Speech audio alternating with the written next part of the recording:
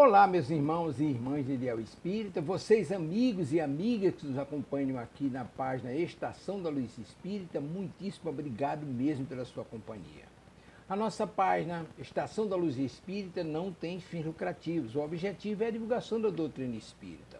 E é por isso que nós reunimos aqui esta sede de matérias espíritas para que possa atender às suas necessidades, estudo, lazer, pesquisa. Você encontra aqui na nossa página Estação da Luz Espírita os livros da codificação, obras suplementares, entrevistas, palestras e os programas da Web Rádio Estação da Luz de Natal e Web Rádio Cristo Consolador de São Paulo. Ou seja, um acervo que atenda às suas necessidades, sem fins lucrativos. O objetivo é a divulgação da doutrina espírita. E agora eu convido você para nos acompanhar na reprodução de mais esse trabalho imperdível. Muito obrigado mesmo pela sua companhia e vamos juntos!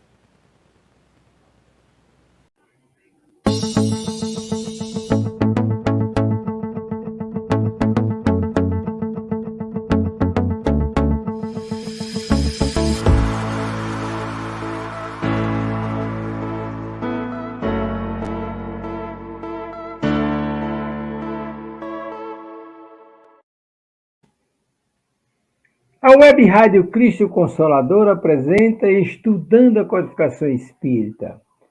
Tema extraído do Livro dos Médiuns, capítulo 17, da formação dos médiuns. Hoje, quinta-feira, 16 de maio de 2024, e agora são exatamente 20 horas aqui em Natal, em Parnamirim e em Brasília. Mas antes de adentrarmos no nosso programa, vamos cumprimentar os irmãos que estão a posto para a feitura do programa de hoje. Vamos começar com Rejane Nobre nos trabalhos técnicos da Web Rádio Cristo Consolador, em São Paulo. Boa noite, Rejane. Paz e luz com o Mestre Jesus. Boa noite, Amadeus. Boa noite, Renato. Boa noite a todos. Sejam bem-vindos agora ao vivo. E o horário que você estiver nos acompanhando, seja muito bem-vindo, bem-vinda. Renato. Maravilha! E agora o meu cumprimento todo especial, meu querido irmão Renato Martins. Boa noite, Renato. Paz e luz com Jesus. Paz e luz com Jesus, Amadeus, a todos que nos assistem nesse momento. Muita paz, esperança para todo o nosso querido Brasil.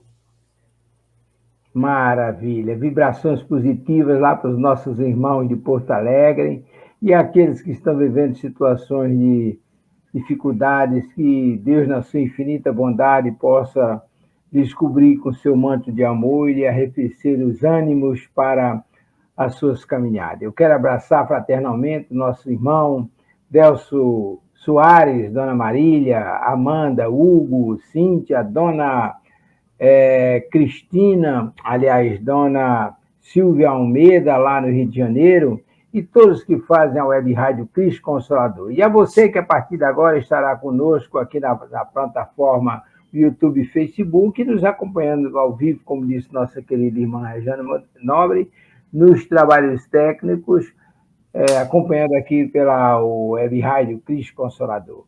Mas agora nós vamos à leitura preparatória com o nosso querido irmão Renato Martins, que vai fazer essa chamada em nome de Jesus. Olha, estamos aqui no livro Caminho, Verdade e Vida, através de Emmanuel, Auxílio do Invisível. Tem em Atos, no capítulo 12, versículo 10, o seguinte: e, depois de passar a primeira e segunda guarda, chegaram à porta de ferro, que dá para a cidade, a qual se abria por si mesma.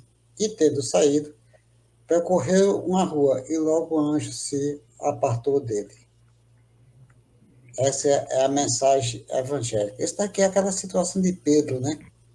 Naquele tempo que, já no capítulo 12, diz, tem uma história muito interessante, que ele fala sobre, no caso, primeiro mataram Tiago, o irmão de João, né? E segundo, eles estavam querendo, no caso, ter pedido Pedro, e nesse momento que havia uma apresentação, o anjo da guarda chegou Ele estava preso e mandou ele se vestir, vestir tudo o que realmente deveria, calçar a sandália e saiu. E disse, olha, nós estamos na guarda, vamos lá. E daí passou pela primeira porta, né, pelos guardas, pela segunda guarda, e daí chegou nas portas, as portas se abriram e Pedro foi até o outro lado da rua. E daí os amigos espirituais se afastaram um pouco e Pedro seguiu em frente. Então é uma passagem muito interessante que nós encontramos aí no Atos dos Apóstolos, né? É a passagem de Pedro quando estava preso. Mas Emmanuel diz o seguinte: os homens esperam sempre ansiosamente o auxílio do plano espiritual, não importa o nome pela qual se designa esse amparo. Na essência, é invariavelmente o mesmo, embora seja conhecido entre os espiritistas por proteção dos guias, nos ambientes católicos por intervenção dos eleitos, nos ciclos protestantes por manifestações do Espírito Santo. As denominações apresentam ideias secundárias. É essencial considerar que semelhante colaboração constitui elemento vital nas atividades do crente sincero. No entanto, a contribuição recebida por Pedro no cárcere representa lições para todos. Sobre cadeias pesadíssimas, o pescador de Cafarnaum vê aproximar o anjo do Senhor que o liberta, através de sua companhia, dos primeiros perigos na prisão. Caminha ao lado do mensageiro, ao longo de uma rua. Contudo, o emissário afasta-se, deixando novamente entregue à própria liberdade, de maneira a não desvalorizar-se as iniciativas. Essa exemplificação é típica. Os auxílios do invisível são incontestáveis e jamais falham nas suas multiformes expressões no momento oportuno. Mas, se imprescindível, não se vicie o crente com essa espécie de cooperação, aprendendo a caminhar sozinho, usando a dependência e a vontade que é justo e útil, convicto de que se encontra no mundo para aprender, não lhe sendo permitido reclamar dos instrutores a solução de problemas necessários às suas condições de aluno. É uma mensagem altamente interessante, Senhor Mateus. Renato, essa mensagem é de uma importância capital para nós espíritas, para os cristãos de um modo geral. E aí o texto faz uma distinção bem interessante. Para os católicos, os eleitos, e Pedro, nesse caso, teria sido eleito. E para os evangélicos, o Espírito Santo. Essa denominação está mais próxima da gente. Por quê? Porque sabes que o Espírito Santo são os mensageiros divinos, os trabalhadores do Mestre, do Pai, que executam suas ordens aqui no planeta físico. Mas uma coisa que nos chama a atenção, imagine, por exemplo, já tinham matado Tiago. Certamente Pedro estava na lista, deveria ser o próximo, né?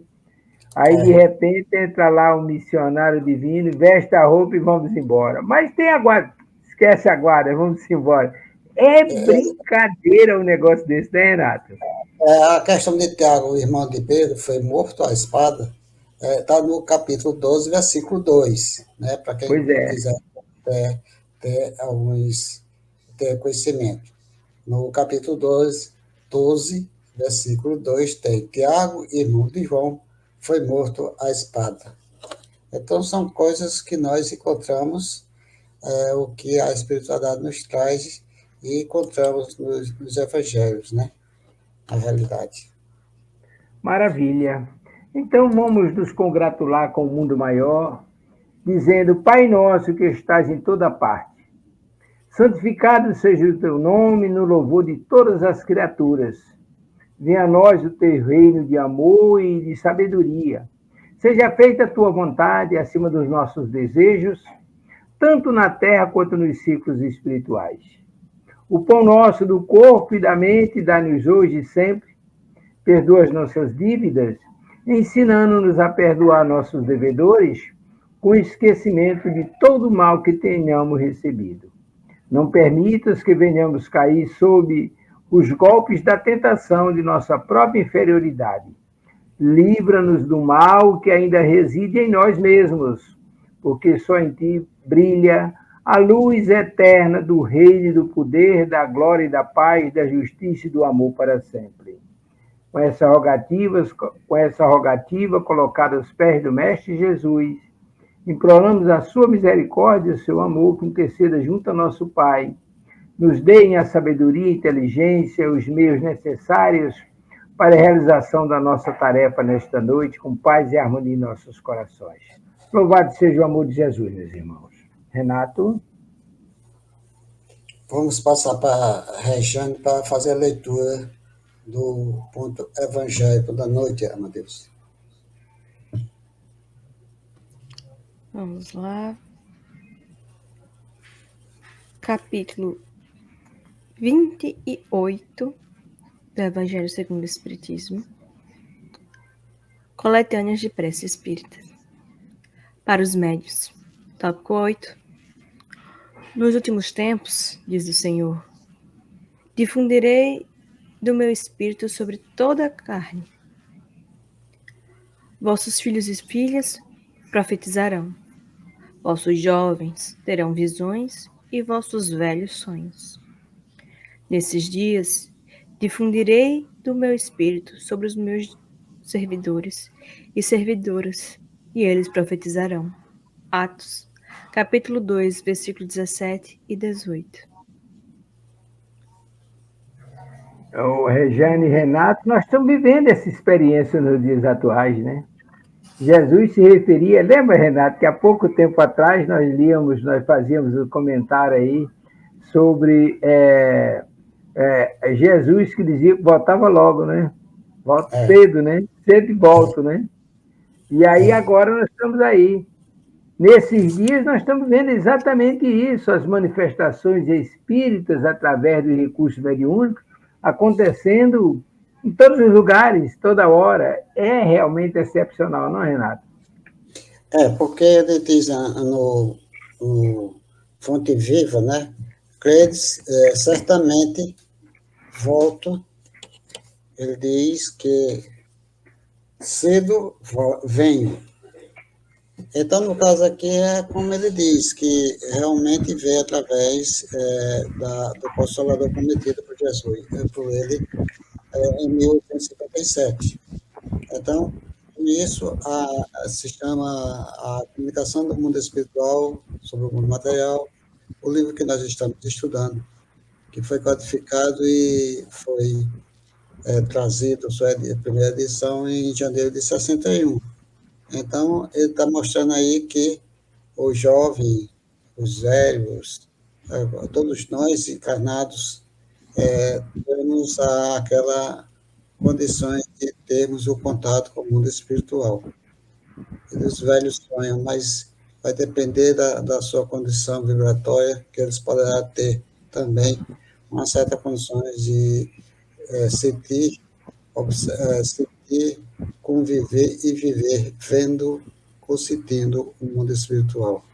Então, é muito importante a leitura do Evangelho segundo o Espírito, porque nos dá oportunidade de nós pegarmos outros livros, fazermos uma condição de analisarmos o que estamos estudando e daí vivermos o dia a dia, no nosso dia a dia, para que nós possamos viver em paz, melhora nossa condição de vida aqui no planeta Terra. É isso que nós devemos pensar em todos os momentos. Amadeus. Muito bem. Então vamos ao nosso trabalho, vamos agora ao nosso texto, o trabalho de hoje. Vamos colocar o texto certo.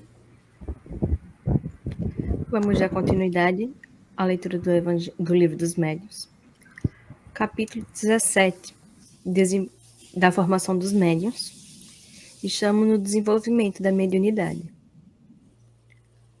Vamos refazer a leitura da questão 216, que foi o último tópico comentado no programa passado. 216. Suponhamos agora que a faculdade mediúnica esteja completamente desenvolvida, que o médium escreva com facilidade, que seja, em suma, o que se chama de médium feito. Grande erro de sua parte fora crer-se dispensado de qualquer instrução a mais, porquanto apenas terá vencido uma resistência material. Do ponto a que chegou, é que começam as verdadeiras dificuldades. É que ele, mais do que nunca, precisa dos conselhos da prudência e da experiência, se não quiser cair nas 1000 armadilhas que lhe vão ser preparadas. Se pretender muito cedo voar com suas próprias asas, não tardará em ser vítima de espíritos mentirosos, que não se descuidarão de lhe explorar a presunção. Temos que tomar cuidado em todo momento. Microfone, Amadeus. É verdade. É que eu estou com o ventilador armado ali, está uma barulheira enorme, eu fechei o microfone. Mas nós já tínhamos comentado esse tópico na semana passada, mas foi muito oportuno, porque nós estamos com irmãos que estão nos acompanhando a partir de agora e outros que não estiveram na semana passada conosco. E aí a gente observa esse conselho que vem de Kardec aí com toda a propriedade. Veja bem, quando o médium já se considera pronto do trabalho da psicografia, e aí ele está chamando a atenção aqui para ele não se dar por completo. Ora, no nosso caso particular, nós temos um modelo, nosso Chico Xavier. Chico Xavier era completo em todas as modalidades, mas ele não parou quando começou a escrever. Pelo contrário, ele se aperfeiçoou em todos os lances, em todas as etapas, em todos os fenômenos que a mediunidade lhe proporcionou.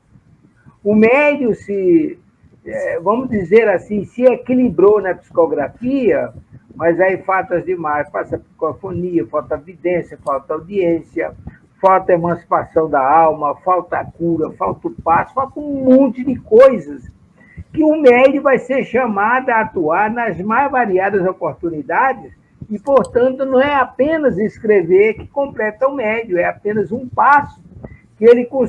Vamos ter como comparativo, ele está fazendo uma preparação, ele terminou um curso técnico, e aí vem outras habilidades, para que ele seja um profissional completo, ele precisa de outras habilitações. E ele terminou o curso técnico em psicografia, agora vem as outras etapas. É isso, Renato?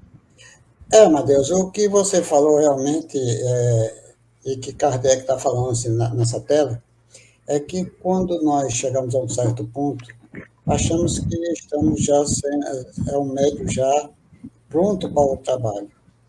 Realmente, em certos momentos, dependendo da condição vibratória do médium, estamos prontos, mas não com condições que achamos que estamos. Quer dizer, não é um médium feito, porque o trabalho é que faz a gente buscar uma melhora da nossa condição mediúnica. Cada trabalho é uma dedicação que nós fazemos para o nosso aprendizado. Se nós estamos com a mediunidade, passando por trabalho de estudo, pouco a parte mediúnica, e quando nós fizermos a parte mediúnica, a prática mediúnica, cada momento é um ensinamento para todos nós. Ninguém está feito 100%. Nós estamos sempre aprendendo, sempre buscando.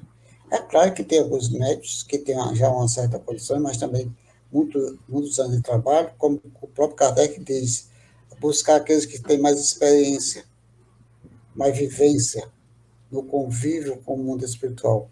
Mas sempre aparecem coisas para que nós possamos aprender aprendermos mais. E daí nós sentimos melhor a nossa percepção, que nós não sabemos ainda de nada.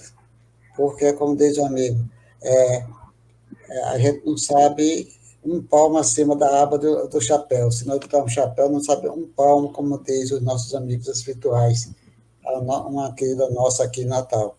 Então, com isso, nós vamos aprender cada vez mais, trabalhando, e cada mais você trabalhando, como Jesus disse, meu pai nunca deixou de trabalhar, eu também.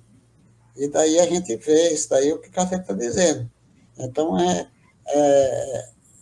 instruir é aprendermos. A nossa sessão ao mundo maravilhosos, os mundos e coisas, é o aprendizagem direto, sempre buscando aquele algo que você faz com amor e não deixa de fazer.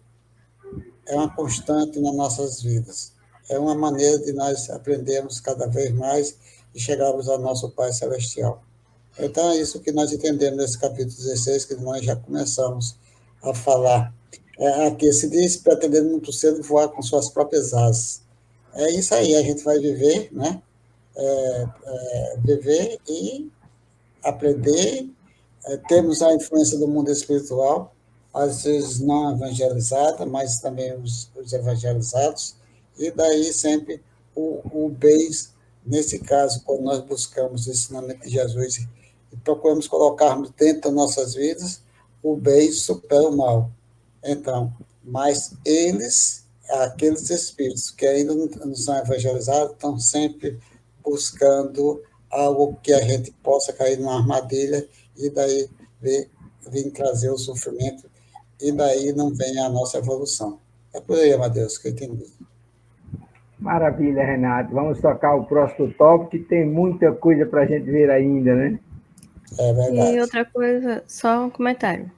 Lembre-se que não importa o quão bom médio você seja, fulano seja, somos todos seres humanos.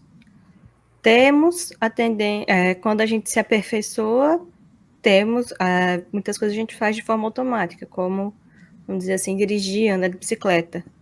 Mas não tem ninguém tão bom que não possa cair, não possa bater, não possa acontecer alguma coisa no momento de descuido, no momento de fraqueza, tá embriagado, tá doente. E tudo isso lhe deixa sensibilizado. Então, sempre ficar de olho, sempre dar aquela atenção especial quando achar que tá... não. Se às vezes nem você percebe, mas pessoas queridas percebem que você tá mais sensível, dá aquele toque, fulano. Fica de olho que pode estar acontecendo alguma coisa importante.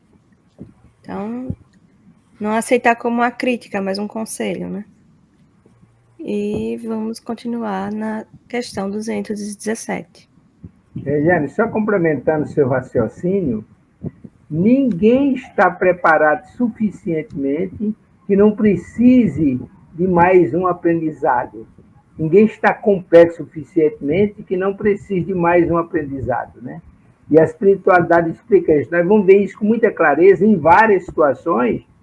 Calderário orientando o nosso irmão André Luiz no livro No Mundo Maior. Sempre há necessidade de alguém se aperfeiçoar em alguma coisa e se tornar mais úteis. Vamos em frente. Ok. 217. Uma vez desenvolvida a faculdade, é essencial que o médium não abuse dela. O contentamento que daí advém a alguns principiantes lhes provoca um entusiasmo que muito importa moderar. Devem lembrar-se de que ela lhes foi dada para o bem, e não para a satisfação de vã curiosidade. Convém, portanto, que só se utilizem dela nas ocasiões oportunas, e não a todo momento. Não lhes estando os espíritos ao dispor a toda hora, correm o risco de serem enganados por mistificadores.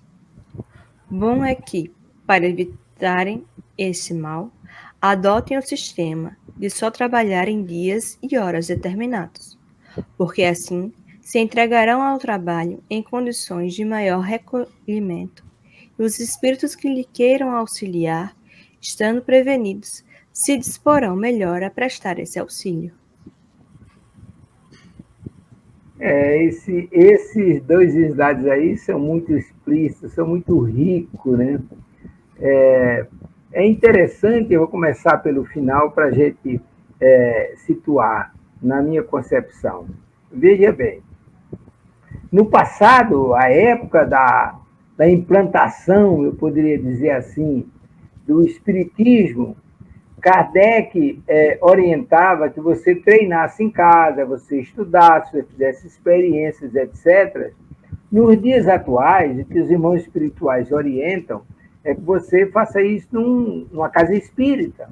E nós vamos ver essas coisas nos menores detalhes. Por exemplo, quando você institui o evangelho no lar, o aconselhamento é que você defina dia e horário para fazer o seu evangelho no lar. Escolhe um local em casa, aí prepara aqueles apetrechos que você usa no evangelho, água frutificada, um livro preparatório, um evangelho, uma Bíblia, qualquer um outro livro, que você vai fazer sempre naqueles mesmos dias e horário. Por quê?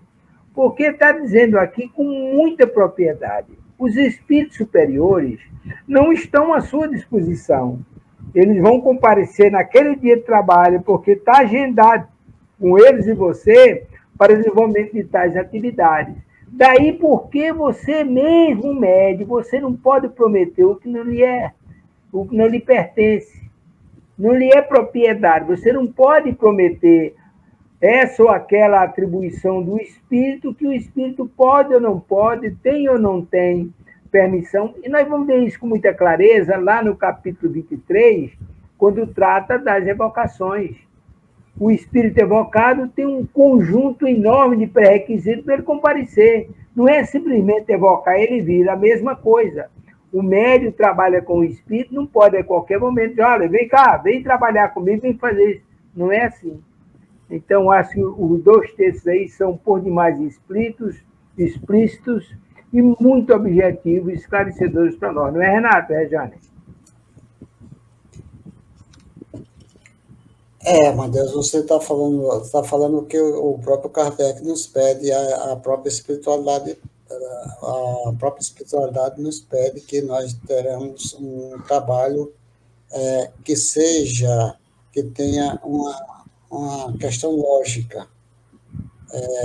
Nós não estamos dando com o mundo material, nós estamos falando com o mundo espiritual.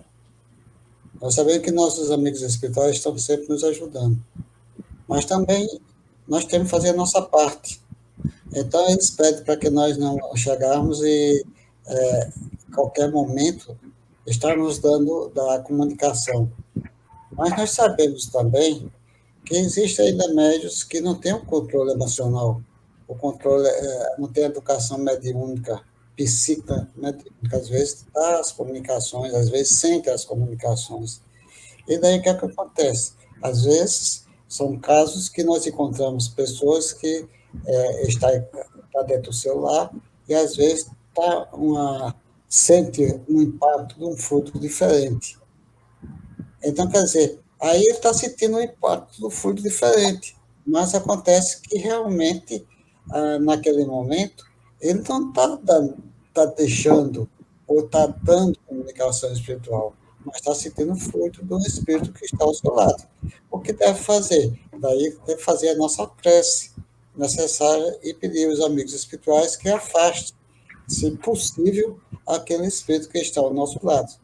Então, não é a gente pegar e todo dia fazer uma reunião mediúnica dentro do nosso lar em qualquer momento. Então, os espíritos vão aí chegar a um processo muito difícil, muito complicado, muito problemático, porque pode chegar à subjugação, e daí essa subjugação vai envolver muitos problemas que o médium vai sentir futuramente aí para realmente voltar ao normal vai ser muita dedicação espiritual e muita prece. É por aí, Amadeus. Renato, você foi muito, muito objetivo na sua exposição. Nós não estamos falando aqui de o médium não poder fazer uma prece, uma reunião, pedir a assistência espiritual. É diferente, porque é um atendimento emergencial. Na hora que o médium precisa, ele entra em comunicação com o mundo espiritual, faz uma prece, se estiver em casa, no local compatível, faz uma leitura preparatória, pede ajuda espiritual, e essa ajuda vem, porque os irmãos veem em atenção o pedido que está sendo feito. Agora, Eles não vão ficar lá ao lado do médico 24 horas dizendo, senta aqui, você não pode, fique de pé, porque agora é assim.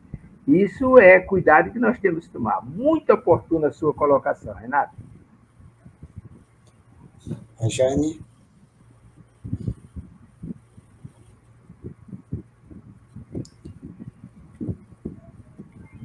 Desculpa, estava só verificando aqui uma coisa. Como? Vamos dar continuidade. Vamos. Tópico 218. Se, apesar de todas as tentativas, a mediunidade não se revelar de modo algum, deverá o aspirante, renunciar a ser médium, como renuncia ao canto quem reconhece não ter voz. Do mesmo modo que aquele que ignora uma língua se vale de um tradutor, o recurso para o dito aspirante será servir-se de outro médium. Mas, se não puder, a falta de médium, recorrer a nenhum, nem por isso deverá considerar-se privado da assistência dos espíritos. Para estes, a mediunidade constitui um meio de se exprimirem, porém, não um meio exclusivo de serem atraídos. Os que nos consagram a afeição se acham ao nosso lado, sejamos ou não médiuns.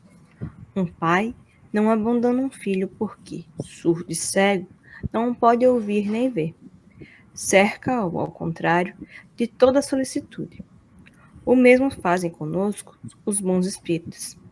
Se não podem transmitir-nos materialmente seus pensamentos, auxiliam-nos por meio da inspiração. Renato, é com você, meu querido. Pode começar. Nós já comentamos um pouco sobre esse caso, né? Mas aí se eleva um pouquinho daquela maneira que muitas pessoas têm um conhecimento da doutrina do Espírito e dizem, eu sou médium, eu posso desenvolver minha mediunidade? Existe um médium que tem necessidade de haver o desenvolvimento mediúnico. E tem médios que não têm necessidade de estar numa sala mediúnica. Se aquele sente os espíritos com uma certa condição e procura ter o Evangelho de Jesus e se ler, conhecer a doutrina dos espíritos, esse é um médium também. Ele vai fazer o trabalho mediúnico, vai trabalhar dentro de uma casa espírita e fazer o trabalho. Nós conhecemos pessoas aqui, na Federação Espírita do Rio Grande do Norte, que ele disse que não sente nada, mas é um palestrante tanto. Os amigos espirituais não vai deixar ele sozinho fazer uma palestra. Eles estão juntos. É como o pai aqui diz que o pai não vai deixar de proteger os seus filhos se for cego, se for surdo. Né? E daí acontece. Né? Então, vai depender muito da condição mediúnica de cada um. E ninguém poderá forçar ninguém ter uma mediunidade mais ostensiva. Porque se precisar de uma mediunidade mais ostensiva, o seu futuro é quem diz. A espiritualidade sabe a necessidade de cada um de nós. Então, não adianta você ter uma mediunidade que não seja ostensiva, que não sente o impacto maior. Sabe que se estudar é o necessário, participar da reunião espírita é o necessário, assistir uma palestra ou se tiver o incentivo de estar dentro de um centro espírita ou em qualquer canto, fazer uma palestra sobre a doutrina dos espíritos, isso é o que é importante. Não é dizer em si que tem de ter um desenvolvimento mediúnico, quer dizer, eu quero ser médio escrevente, psicografia, não, eu quero ser um médio audiente, eu vou botar meu ouvido para escutar, eu quero escutar. Isso aí pode trazer até um processo. Às vezes não tem nenhum processo que chegue a ter essa mediunidade, mas pode haver um processo até aí uma questão de um processo obsessivo. Não presente, mas sim seguir no mundo espiritual, não evangelizado ou envolvendo. Diga, Regiane. Isso é um ponto interessante, é lembrar que não existe um botão de liga e desliga para a mediunidade. Você vai aprender a controlar, mas não tem forma de ligar ou desligar. Não é a pessoa que entre aspas, não tem desenvolvido, simplesmente apertar um botão e ligar. E o que a gente vê muito também é pessoas que não têm o conhecimento, estão sofrendo porque a mediunidade desabrochou numa velocidade que ele não conseguiu entender, e olhar para você e perguntar, como é que desliga? Pessoas vindo de outra religião, vendo de uma situação mais delicada, que no momento, como é que desliga? Que no momento, meu amigo, ligar e desligar a gente não pode lhe ajudar, porque a gente vai poder lhe ajudar a tentar entender para você tentar controlar. Vamos tentar aprender para ver se dá uma melhorada, porque infelizmente não temos o botão de liga e desliga. É isso aí, Renato e Rejane. Muito bem explicado a questão. Ora, a gente vê na vida profissional, quando você, de repente, quando o jovem, por exemplo, ele vai para a faculdade, antigamente havia até uns testes de aptidão e você já ia definir o que você queria fazer. Mas muitas vezes você vai para a faculdade querendo uma coisa e lá você descobre que não é isso que você quer. Você vai para uma escola técnica e vai fazer um determinado curso e de repente você descobre que não é aquilo que você quer. É outra. Por que isso? Aí retroage lá atrás. E lembra que Rejane falou e Renato falou agora. O que acontece é que esse planejamento é feito antes da encarnação. O que é que você vai ter aqui de dons mediúnicos? Isso é feito lá no mundo espiritual. Você vem aqui fazer o que a Regiane lembrou, educar a mediunidade, descobrir qual é a aptidão que você tem e você vai trabalhar melhor. Você deve trabalhar com o melhor que você tem. Ora, o que a gente vê, Regiane, Renato, e que está nos acompanhando através da Web Rádio Cristo Consolador, é que muitas vezes a pessoa vai para o centro espírita, vai tomar passe ou então se oferece para trabalhar, mas já quer ser vidente, já quer ser audiente, já quer ser psicógrafo, já quer ser médium de cura, quer ser passista, sem saber sequer se tem essa aptidão. Ora, primeiro você precisa, aí por isso vem a coerência. Você precisa começar a estudar, para entender a doutrina, e depois, nesse estudo, você estuda a doutrina, estuda a mediunidade. Você educando a sua mediunidade, você vai saber onde você será mais útil. E aí é esse o caminho. Se você tenta, não consegue descrever satisfatoriamente ou é improdutivo, é porque certamente você não vai ser médio mecânico, mas você pode ser intuitivo. E se não for psicólogo, você abandona a casa, não vai trabalhar? Não, vai fazer outra coisa. O importante é que você seja um trabalhador de boa vontade. Que você trabalhe e se doe naquilo que você faz com amor. E aí, esses recursos podem vir com o tempo. Os benfeitores podem até abrir determinados canais que, de repente, você acaba despontando com aquilo que você gostaria de fazer, se tiver no seu planejamento. Se não tiver, vamos nos satisfazer com aquilo que nós temos. É não invejar o que é dos outros. Não é isso mesmo, meus irmãos? É verdade, Amadeus. Também interessante é que chega as pessoas, como a Jane fala, que você tem uma mediunidade, você tem a comunicação com o mundo espiritual. Aí muita gente diz, como a gente faz para não ter essa mediunidade, tirar essa mediunidade? Muitas pessoas fazem isso quando chegam nas casas espíritas, com desequilíbrio mediúnico, desequilíbrio sensitivo, a acessibilidade aí psicologicamente arrasada. Aí tem muitas vezes que a gente chega e diz mesmo assim, não, você tem... Só um ponto. Muitos de nós aqui, os três, trabalham em casas de auxílio médico, né, de forma geral, em vários tipos de centros. E nesses casos, muitas vezes são pessoas de outras doutrinas que estão procurando o centro como último recurso, porque já procurou médico, material, muitas coisas, e a gente vê e sempre tentando ajudar. Então, não pense naquela pessoa que já é um espírita há anos e quer desenvolver. Pense naquela pessoa que já está nas últimas e está procurando socorro mesmo. Desculpa, Renato, pode continuar. Nada não. Então, acontece, são esses casos, e muita gente chega e diz mesmo assim, eu não quero não. Aí a pessoa diz, olha, essa questão aí, nós, vai depender, a gente não pode tirar a mediunidade. Você programou, teve uma programação, você veio com essa mediunidade, né, teu corpo físico. Só tem um negócio, você hoje está sofrendo. Aí disse, estou sofrendo bastante. Disse, mas imagine que você estudar, se preparar, e você estar aqui como eu estou, ajudando alguém. O que é que você acha? Aí a pessoa muda, aí vem um lenitivo para aquela pessoa, diz, nós estamos aqui, passamos o que você está passando, podemos ter passado mais ou menos o que você está passando, mas aqui eu estou bem, hoje estou tentando ajudar como estou ajudando a você. Mais ou menos assim. É claro que a gente não vai dizer, ajudando a você, nós estamos ajudando em um certo processo de cada um que chega com seus problemas de não conhecimento do mundo espiritual. Então, é muito importante nós entendermos que renunciar à mediunidade ou viver a mediunidade é uma bênção de Deus dada por todos nós. Imagine chegar uma pessoa sofrendo e a pessoa puder dar um apoio efetivo e tentar mostrar a realidade a essas pessoas. É por aí, Amadeus, a gente tem que saber disso também.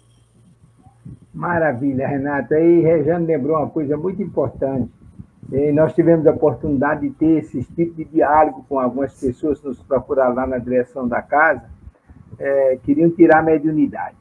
Ora, isso é pessoas que vêm de outras doutrinas, de outros segmentos religiosos e vê no Espiritismo uma tábua de salvação. Mas nós vamos encontrar também trabalhadores espíritas que acreditam que desenvolvendo essa ou aquela aptidão mediúnica, entrou no paraíso e que não tem mais problemas em suas vidas. Ora, quanto mais mediunidade, mais dificuldade, mais trabalho, mais recursos lhe dão, mas mais problemas aparecem. Ser médium significa se transformar em santo ou anjo com asinha e tudo, imune das vicissitudes que a vida nos oferece. Não. As vicissitudes que a vida nos apresenta fazem parte do nosso aprendizado, está lá no nosso planejamento. Agora, com o recurso que você adquire na vivência espírita, com estudo, com a prática da caridade, com assistência por recesso dos benfeitores, você consegue controlar determinados impulsos, você consegue encontrar solução para os problemas com mais facilidade do que alguém que não tem esse preparo. Mas você não se vê livre dos problemas porque está dentro da casa espírita aplicando passos, fazendo palestras e etc. Não é isso mesmo, Renato? É verdade. Se nós vemos com a mediunidade, feliz daquele que encontra um ambiente de paz, de amor, um centro espírita que traz a orientação necessária. É porque ainda, Amadeus, as pessoas, o ser humano ainda com outras religiões, e às vezes não tem um conhecimento da doutrina dos espíritos, e daí acha que a doutrina dos espíritos ela não traz harmonia, traz paz, não traz o ensinamento de Jesus, e pensa que é algo totalmente diferente. Então, isso também necessita de muita paciência, muita calma. O que nós devemos fazer quando nós estamos no centro espírita, se alguém chega e nos ensina, e ensina através da dor dele, né? Que a gente aprende mais alguma coisa, mas na mesma hora nós podemos aí ajudá-lo para ele possa viver uma vida cada vez melhor. E assim é a vida, nós encontramos isso dentro das casas espíritas. Maravilha. Tá? Vamos dar continuidade. Agora o tópico é mudança de caligrafia. 219. Um fenômeno muito comum nos médiuns escreventes é a mudança de caligrafia, conforme os espíritos que se comunicam. E o que há de mais notável é que esta certa caligrafia se reproduz constantemente em determinado espírito, sendo às vezes idêntica à que esta tinha em vida. Veremos mais tarde as consequências que daí se podem tirar com relação à identidade dos espíritos. A mudança da caligrafia só se dá com os médios mecânicos ou semimecânicos, porque neles é involuntário o movimento da mão e dirigido unicamente pelo espírito. O mesmo já não sucede com os médios puramente intuitivos, visto que, neste caso, o espírito apenas atua sobre o pensamento, sendo a mão dirigida, como nas circunstâncias ordinárias, pela vontade do médium.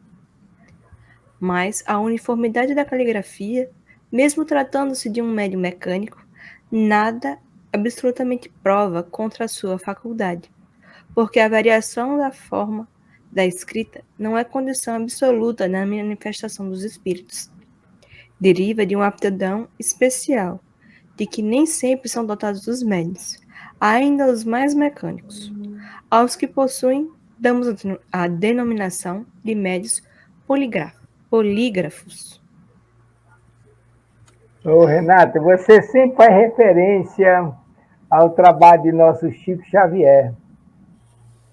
Parnaso de Além Túmulo. É exatamente essa mudança de caligrafia que fez com que fosse avaliado o conteúdo daquelas mensagens e pela caligrafia foi detectada a procedência, a originalidade, porque assim como nós, os espíritos, cada um tem sua caligrafia, cada um tem sua forma, seu tipo de escrever, sua letra, e aí é perfeitamente compreensível que um médium mecânico habilidoso, ele possa mudar a caligrafia de conformidade com a ação do irmão espiritual. Não é, Renato?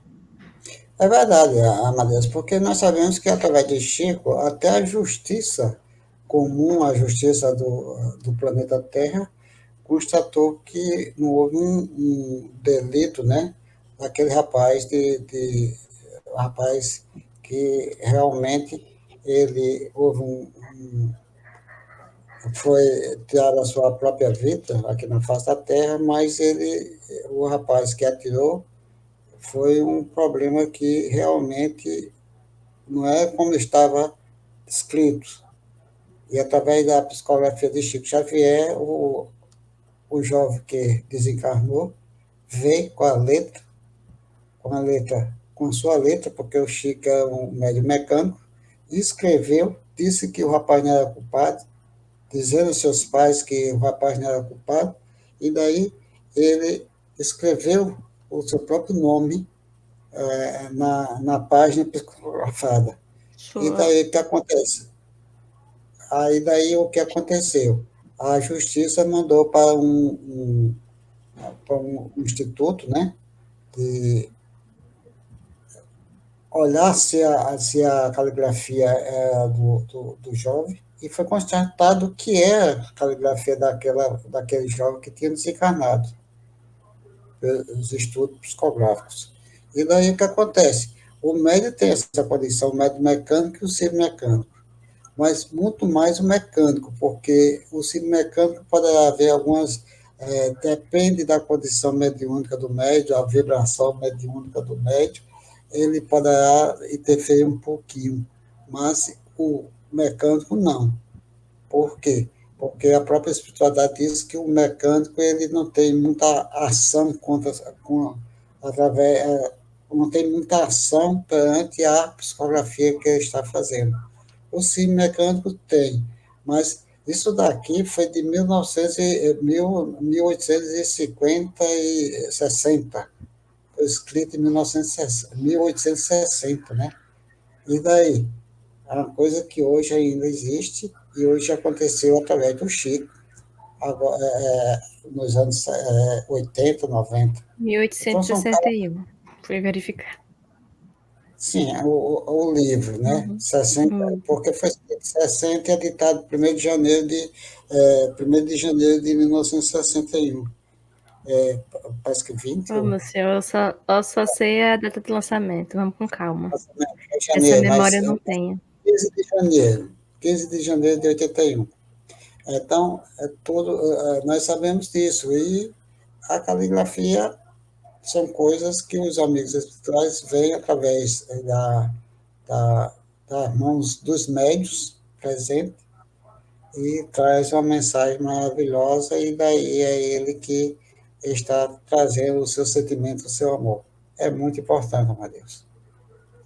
É verdade. É assim como é possível a gente descobrir pela forma, pelo o método, pelo o recurso que o poeta, o artista utilizou quando encarnado, no plano espiritual ele não perdeu suas características. Então, a forma de falar, de se expressar, determinados termos que ele usava, ele vai continuar usando. Assim também se dá com a caligrafia. Você escrevia de uma determinada forma, porque você volta para o mundo espiritual, não perde a sua maneira de escrever, você vai continuar escrevendo. Aí é onde você vai ver a fidelidade do médium, que deixa transcorrer. Aliás, o médium não interfere, como a Renata acabou de dizer. Ele permite que o espírito se expresse com toda a lisura possível e com toda a independência da ação do médium. O médium é apenas... Do médium mecânico. Médium mecânico, é apenas um instrumento. No caso da semimecânica, ora ele sabe, ora não sabe, ora é intuitivo, ora é mecânica, mas... E a intuitiva, Renato já debulhou também com toda a propriedade, o espírito emana a energia, o médium capta e decodifica a energia e transforma na expressão que o espírito quer que seja dito. Agora, é importante lembrar que na psicografia intuitiva, muitas vezes o médium escreve algumas coisas e não é aquilo que o espírito quer. Quando ele vai fazer aquela famosa revisão, ele faz a correção. E aí, Renato lembra até um caso do nosso irmão Ismael Ramos das Neves, que fazia a datilografia dos textos de Emmanuel, e o Emmanuel disse: ei, meu irmão, conserta aquele lá, que não é isso que eu quis dizer, não foi, Renato? Foi verdade, isso aí. Nosso irmão Ismael Ramos, que é aqui de Natal, ele passou 10 anos com o Chico fazendo esse trabalho. Participava da equipe que fazia as datilografias dos textos de Emmanuel. Outro caso muito interessante, nesse caso, dessa tela, é que Chico começou a fazer a psicografar os seus livros, os livros, a Parnaso Leitor, acho que foi em 1931, né, Amadeus? Essa faixa acho que 39, não, é por aí, é na década de 30, depois já entender, mas é na década de 30, né? 31 diante, foi o primeiro livro. E olha que Chico não estava tão, como ele diz, feito, o médium feito. Chico estava em desenvolvimento mediúnico, né? Porque cada dia que se passava, mas Chico já estava numa situação bem avançada na sua questão mediúnica. Então, são essas coisas que nós encontramos dentro dos trabalhos espíritas. E o livro dos Espíritos nos traz o ensinamento para que nós possamos, com ele, e o complemento de outros livros complementares quer dizer, da codificação, porque ninguém complementa um livro desse, que não pode ser mexido. E daí a gente pode dizer que realmente Kardec estava só o mundo espiritual que a gente tem que crer, não é preciso crer mesmo que foi o mundo espiritual que nos trouxe esse livro para todos nós. Maravilha.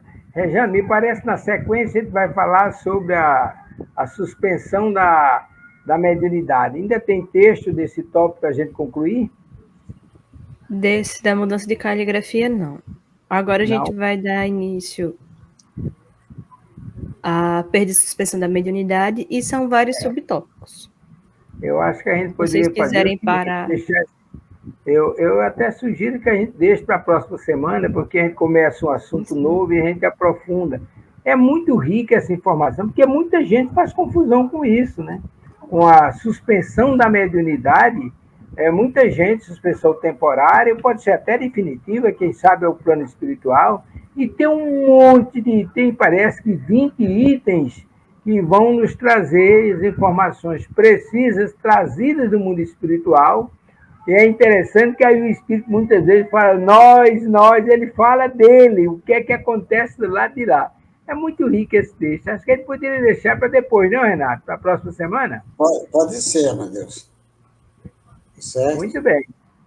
Então, acho que nessas alturas do campeonato, a gente pode aproveitar e agradecer aos irmãos e irmãs que nos acompanharam nesta noite, a gente concluindo o estudo da psicografia mecânica, mas com esclarecimentos sobre a intuitiva e a semimecânica, durante todo esse tempo foi falado. Queremos agradecer os irmãos que nos acompanharam através da web rádio Cristo Consolador, do YouTube e do Facebook. Aqueles que vão nos acompanhar depois, muitíssimo obrigado mesmo.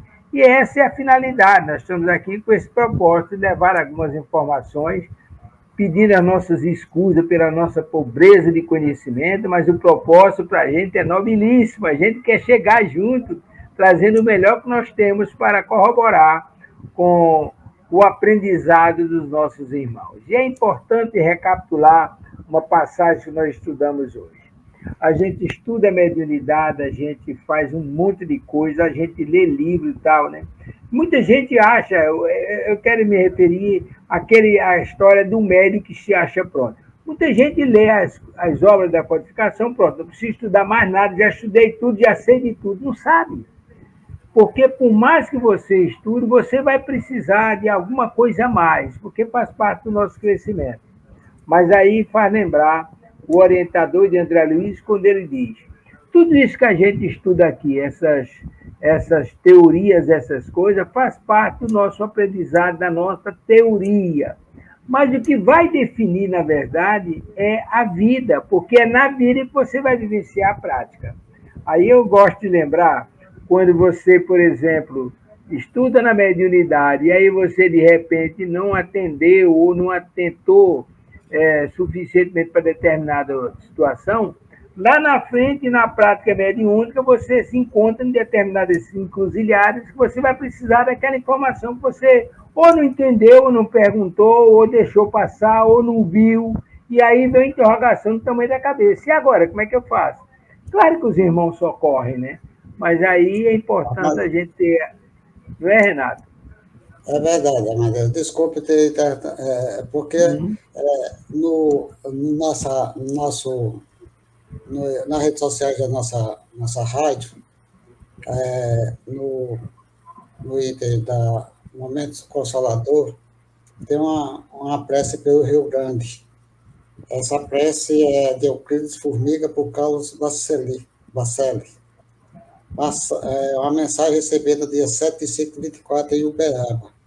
Ele diz o seguinte, Amadeus: prece pelo Rio Grande. Senhor Jesus, abençoe da paz do infinito azul aos nossos irmãos em prova no Rio Grande do Sul. Que essa gente valiosa e coração tão gentil receba neste momento as orações do Brasil. Sabemos que bem depressa, sob tua proteção, o Rio Grande de novo seja exemplo à nação. Exemplo de quem trabalha, de quem confia e tem fé, é que sempre se levanta, seguindo a luta de pé. Estamos juntos, unidos, sob o signo da cruz, batalhando dos dois planos pela vitória da luz. Legiões fiéis ao bem, no invisível se emanando, tudo vão te fazer mais lindo a teu divino comando. Sempre em crescente progresso, de Porto Alegre ao Erechim, de enchente a lamaçal, florescerá o jardim. Então, o Rio Grande mostrará ao mundo inteiro a ressurgir do escombro a alma do brasileiro. Euclides Formiga, Carlos Bacelli, mensagem recebida dia 5/7/1924, 2024, em Uberaba, Minas Gerais. Olha aí, maravilha de poesia, é realmente muito bonito e muito tocante. Muito bem, dona Rejane, nós estamos chegando ao final. Quem vai fazer a prece de encerramento? Muito obrigado, Rejane, obrigado, Renata, é com vocês, né? Vai, Rejane, faça a prece, tem condições? Eu faço? Ok. Faça. Só temos a agradecer pela oportunidade de estarmos aqui reunidos. E vamos dizer assim: o Senhor é o meu pastor, nada me faltará. Deitar-me faz em verdes pastos, guia-me mansamente a águas tranquilas. Refrigera minha alma, guia-me pelas veredas da justiça, por amor do seu nome. Ainda que eu andasse pelo vale da sombra da morte, não temeria mal algum, porque tu estás comigo. A tua vara e teu cajado me consolam. Preparas uma mesa perante mim na presença dos meus inimigos. Unges a minha cabeça com óleo, meu cálice transborda. Certamente que a bondade e a misericórdia me seguirão todos os dias da minha vida, e habitarei na casa do Senhor por longos dias. Que assim seja. Boa semana a todos. Boa noite, Brasil! Chegamos ao final da nossa atividade. Muitíssimo obrigado mesmo pela sua companhia e espero você no próximo evento.